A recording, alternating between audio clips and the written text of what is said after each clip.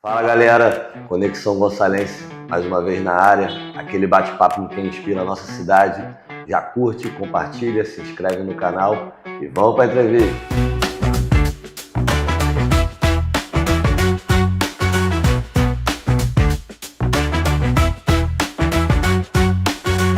Então galera, hoje eu tô aqui com a Sara Leandro, ela é atleta, faixa preta, né? Atleta e professora de jiu-jitsu e vai contar um pouco da história dela pra gente. Tudo bom, Sara? Tudo bem, obrigada pelo convite. É uma honra estar aqui. Mais uma vez falando um pouquinho sobre o meu trabalho, morando em São Gonçalo e representando a cidade de São Gonçalo.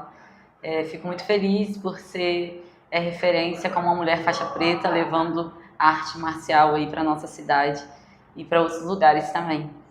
Bacana. Sara, conta pra gente como que você começou no esporte, como que o jiu-jitsu entrou na sua vida. Então, o jiu-jitsu eu conheci em 2013, mais ou menos. Eu tinha alguns amigos que praticavam, então eles falavam muito sobre arte e eu já gostava muito de assistir luta, né? Eu era viciada em ver Canal Combate, eu assistia muita luta. E como eles falavam muito e a gente sempre estava assim, nesse meio, eu estava sempre nesse meio, eu comecei a despertar curiosidade. Aí um amigo meu falou, Sara, por que você não faz uma aula experimental? Me convidou. Aí eu comecei o projeto na época em Itaúna. Aí eu fui, fiz a aula experimental. Na época eu morava em Nova Iguaçu e vinha pra cá, pra São Gonçalo, pra ver meus amigos, pra ficar aqui com a galera.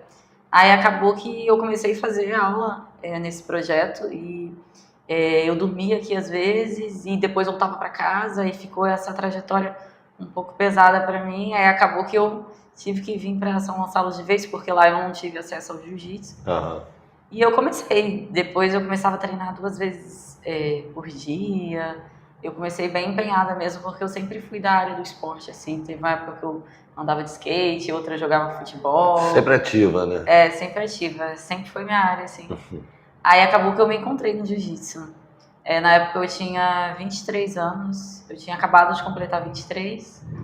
Então, foi algo que foi importante para mim na época, porque eu estava com um estilo de vida bem depreciativo, desregrado. Aquela fase juvenil, assim.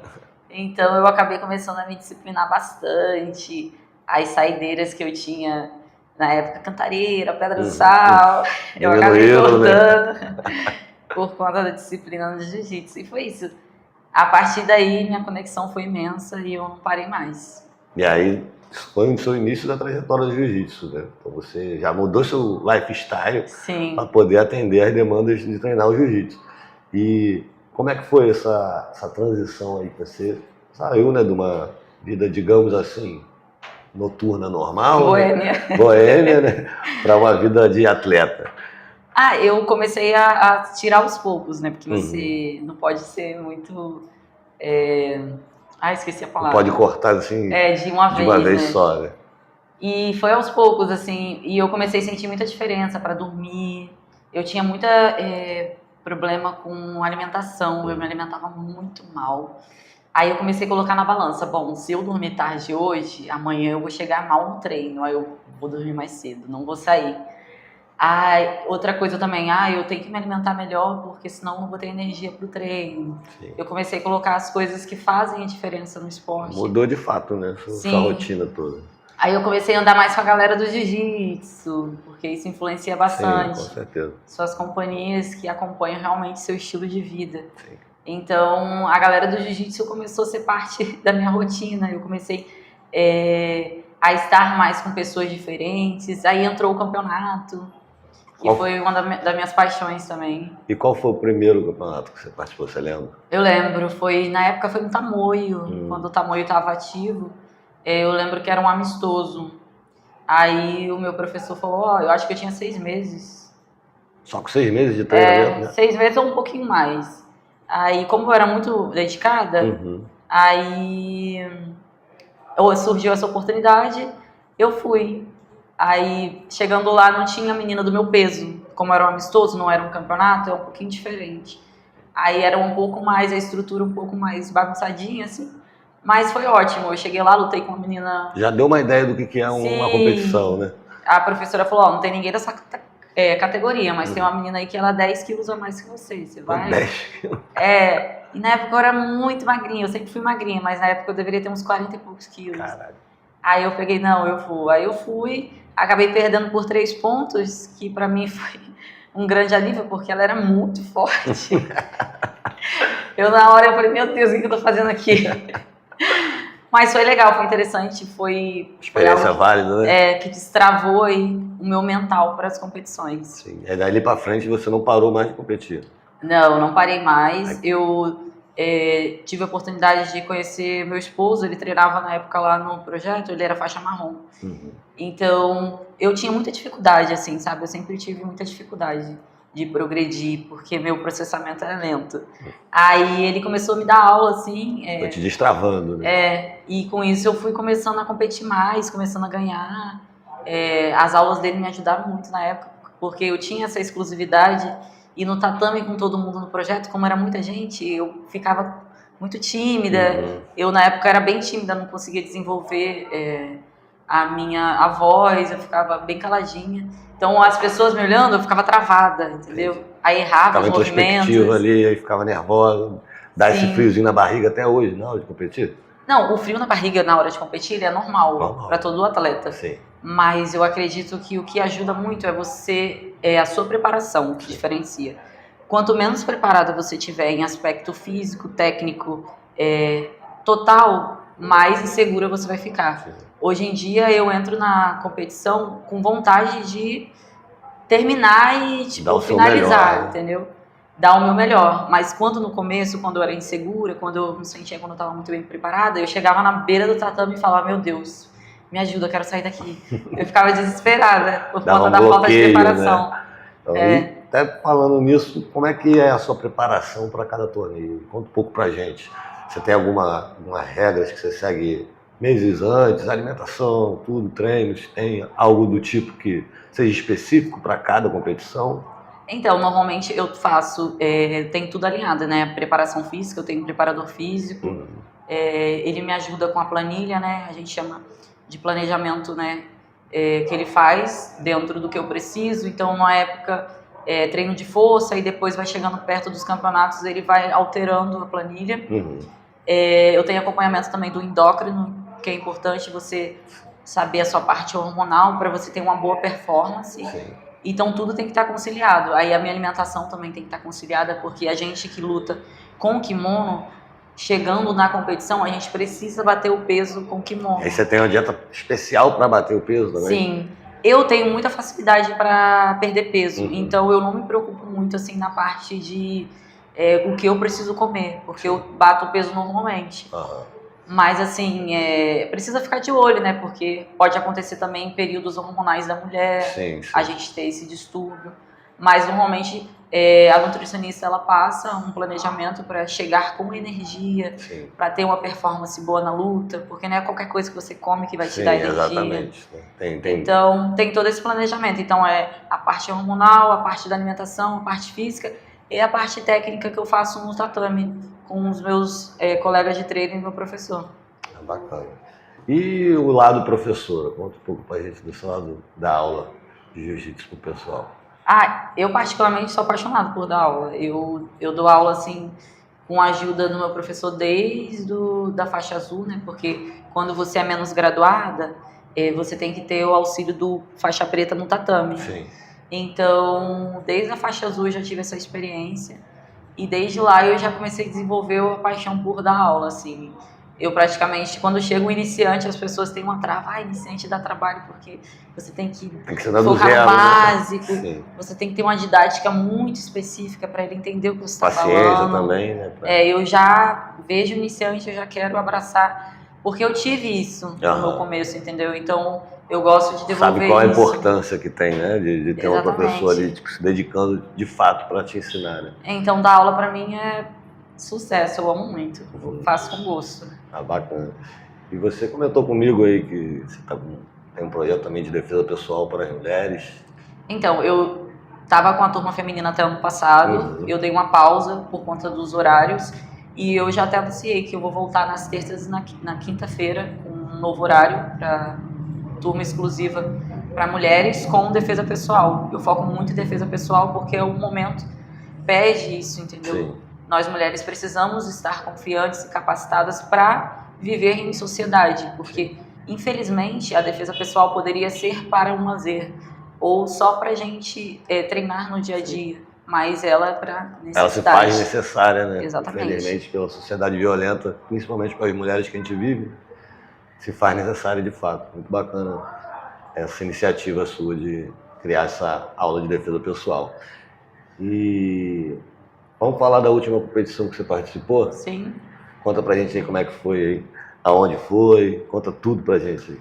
Então, eu tive essa oportunidade de lutar, né, com auxílio aí da prefeitura, através do Bolsa Auxílio Atleta, e também com a ajuda de muitas pessoas que me ajudaram a chegar até lá. Eu não cheguei sozinha, graças a Deus, e foi uma experiência muito importante para mim, porque o campeonato internacional sempre tem esse peso, né, porque você tem os gastos, você pensa, ai, meu Deus, se eu não ganhar...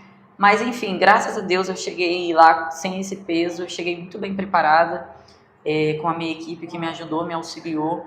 E quando eu cheguei lá, eu sabia que eu ia fazer boas lutas. Eu era a única brasileira da minha chave, então eu sabia que eu ia ser trabalho duro, porque normalmente os brasileiros são muito bons no jiu-jitsu, né? Eles se destacam. Eram 6 meninas na minha categoria.